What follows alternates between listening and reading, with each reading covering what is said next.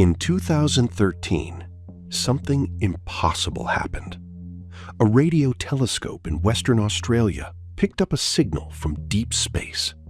Not a burst, not a glitch, a perfectly repeating pulse. Every 18 minutes, exactly. It had been doing this for years. And to this day, no one on Earth knows what is sending it. In this video, we are going to walk through exactly what scientists found. We'll cover why every single explanation they tried failed. We'll examine the 3 leading theories that exist today. And then, we'll get to the detail that has quietly divided the astronomy community. Because here's the thing, the object producing this signal should not be able to produce it. According to the laws of physics as we currently understand them, it is doing something impossible. Stay with me. Let's start with the facts. In January 2022, a team of astronomers led by Dr. Natasha Hurley-Walker at Curtin University in Australia published a paper in the journal Nature. In it, they described an object they had detected using the Murchison Wide Field Array, a powerful radio telescope network in outback Australia. The object, designated Gleam XJ1627, was producing enormous bursts of radio energy, 3 minutes long each burst, repeating every 18.18 minutes, with a brightness that, at its peak, made it one of the brightest radio sources in the entire sky. It was detected in archival data from 2018, and then it went silent. By 2022, when the paper was published, the signal had vanished, gone as suddenly as it arrived, leaving behind a mystery that has not been solved. So what is it? The first thing scientists do when they find something unexplained in space is run through the checklist. Could it be a pulsar? Pulsars are rotating neutron stars that emit beams of radio waves like a cosmic lighthouse. They repeat, they pulse, they're well understood. But here's the problem. Pulsars spin incredibly fast, typically completing a full rotation in milliseconds to a few seconds. The fastest known pulsar spins 716 times per second. Even the slowest known pulsars take about 8 seconds per rotation. For a pulsar to pulse every 18 minutes, it would need to be spinning at a rate roughly 1,000 times slower than any pulsar ever observed. The physics of how a pulsar could spin that slowly and still produce radio waves does not currently work. A pulsar that slow should be dead, silent, invisible. So it's not a pulsar. At least, not a pulsar as we understand them. What else? Could it be a magnetar? Magnetars are a type of neutron star with an extraordinarily powerful magnetic field, 1 trillion times stronger than Earth's. They do occasionally produce radio bursts, but magnetar bursts are chaotic, irregular. They don't repeat at the precision of a Swiss clock every 18.18 minutes. Could it be a white dwarf? The collapsed remnant of a dead star? Possibly. This is actually one of the leading theories. But white dwarfs producing radio waves at this brightness have never been seen before. Every explanation scientists reach for requires us to revise what we thought was possible. Stop.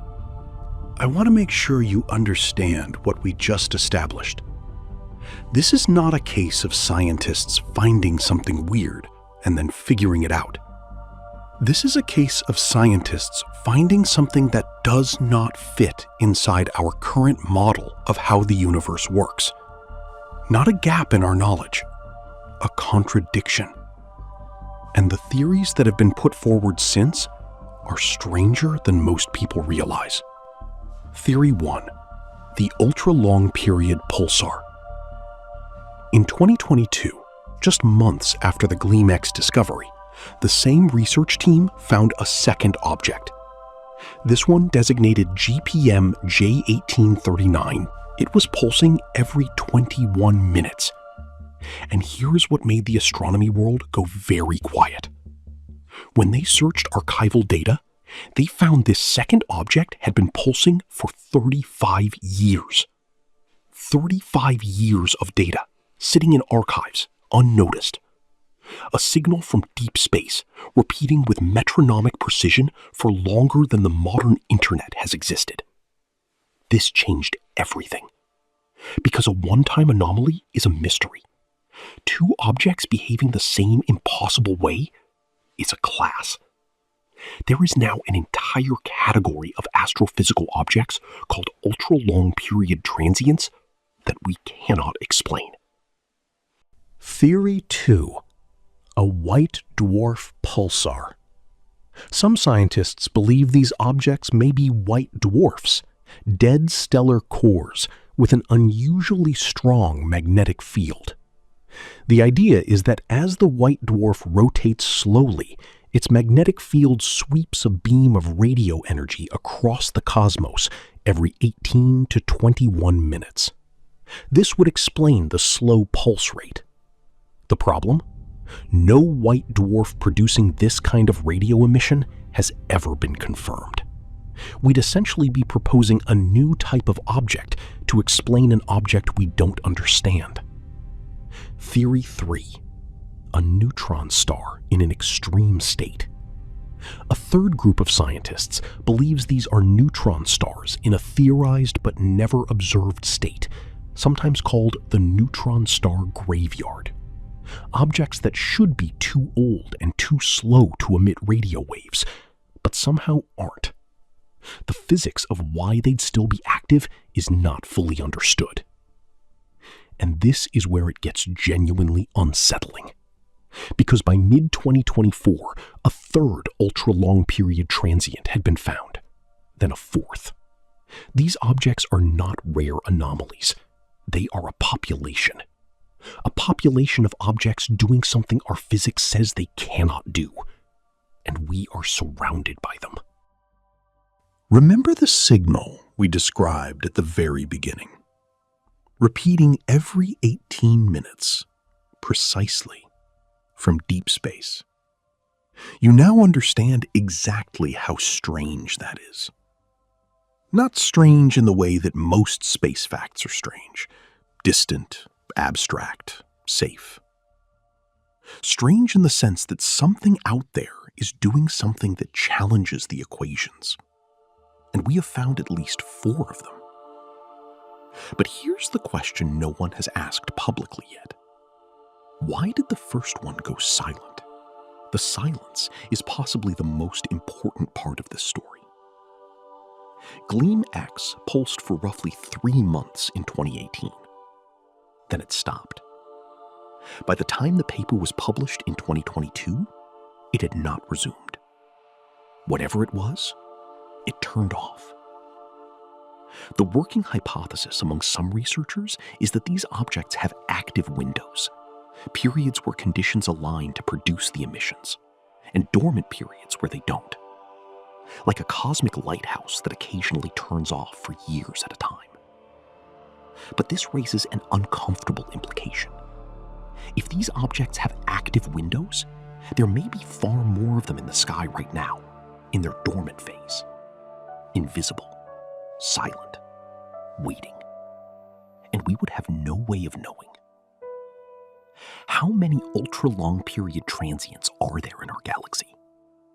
Some estimates now suggest thousands, perhaps tens of thousands. A hidden population of objects doing something physically impossible, scattered through the Milky Way. Some of them right now, as you watch this video, pulsing toward Earth. Not detected, not yet named, but there. And here is the final detail that the researchers themselves have noted.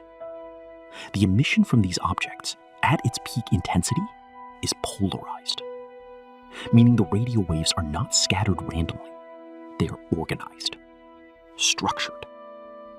This happens in known objects through specific physical mechanisms, rotation, magnetic fields. But the degree of polarization observed in some of these signals is unusually high, unusually organized. No one is saying what the most uncomfortable theory is. No paper has used that word, but it is the word that sits quietly at the edge of every discussion.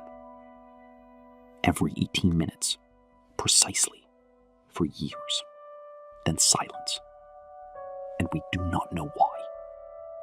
Science is, at its best, a process of replacing comfortable certainty with uncomfortable precision.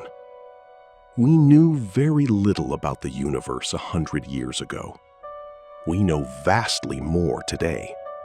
And yet, every time we build a more powerful instrument and point it at the sky, it finds something we did not predict. Something that requires us to revise the equations. This is not a failure of science. It is the whole point of science. But it does mean something worth sitting with. The universe is not finished explaining itself to us. And somewhere out there, right now, a pulse is traveling toward Earth. Every 18 minutes. Exactly. And we still don't know who or what is sending it. If this video made you look at the sky a little differently tonight, there are more questions like this one on this channel. The next one asks a question that keeps cosmologists awake. What was there before the Big Bang? Subscribe, and we'll find out together.